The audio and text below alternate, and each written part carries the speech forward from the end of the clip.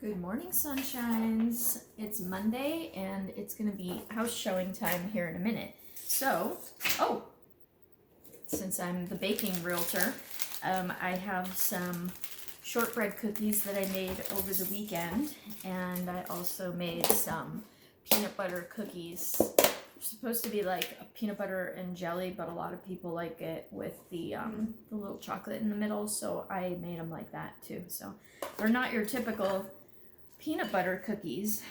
You can see they're kind of dark. They're almost chocolatey. It's Giada's recipe. I had her cookies at a restaurant once and I was in heaven. So I did my best to recreate them. But these are one of my favorites. These are,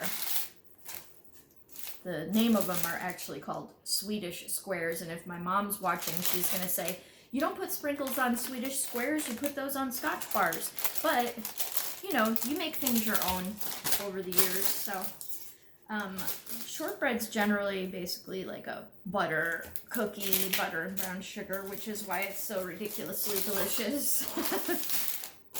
And a lot of times they are hard, like crisp.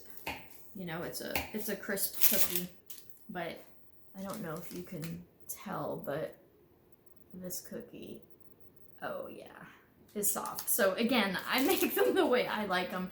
It's basically like, I don't know, biting into a delicious, wonderful stick of butter.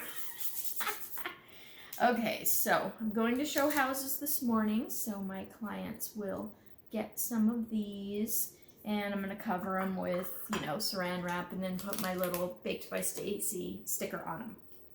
So, if you live close by and you want to do a drive-by, I'll make you a plate. No problem.